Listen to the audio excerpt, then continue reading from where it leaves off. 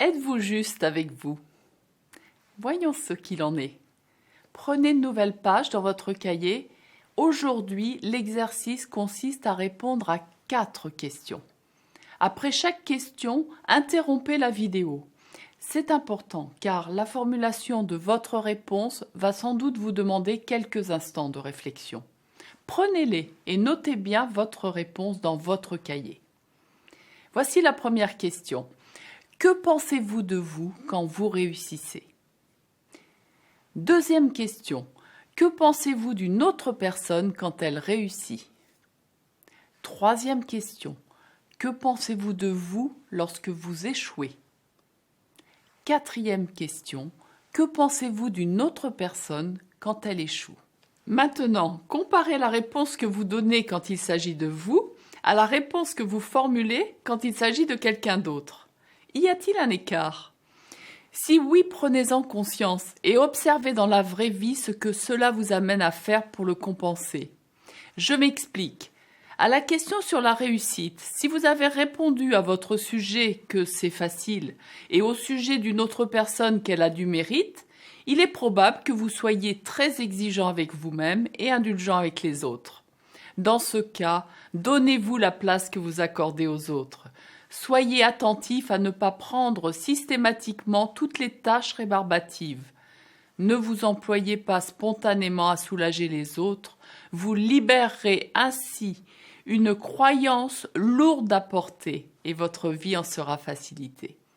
Maintenant, si vous répondez que c'est normal quand vous échouez et que la personne n'a pas fait assez d'efforts quand il s'agit de quelqu'un d'autre, vous présentez sûrement une exigence plus grande vis-à-vis des autres que pour vous-même. Mettez-vous à la place de l'autre. Si ce que vous en exigez vous paraît réalisable, entraînez-vous à le faire vous-même. Si ce que vous en attendez vous semble trop difficile, baissez votre niveau d'exigence pour autrui. Vos relations n'en seront que plus harmonieuses. Chacun de nous se construit avec ce qu'il a reçu. Il n'y a pas de bonne ou de mauvaise façon d'être. Dans tous les cas, cela présente des avantages et des risques. Autant en être conscient. Si on vous a systématiquement dispensé des tâches rébarbatives quand vous étiez plus jeune, vous aurez tendance à mettre l'exigence sur l'autre. Si on vous a répété que vous pouviez encore mieux faire en permanence, vous situerez l'exigence à votre niveau. Dites-vous que si vous aviez vécu la même chose que la personne que vous avez en face de vous, vous auriez le même comportement.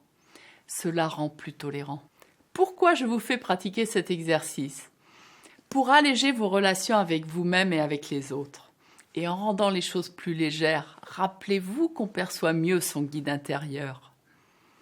Ainsi s'achève cette deuxième semaine passée ensemble. Vous entrevoyez un projet professionnel sur lequel avancer à présent? Si celui auquel vous pensez ne vous semble pas réalisable, les exercices de la 3e semaine sont là pour le réajuster. Pour cela, je vous invite à enclencher dès demain le 3e cycle de cet accompagnement. Vous avez identifié ce que vous portez de précieux. Vous avez construit un projet professionnel. Action maintenant pour que votre vie change réellement. Merveilleuse journée à vous et à demain pour un grand pas vers la confiance en vous.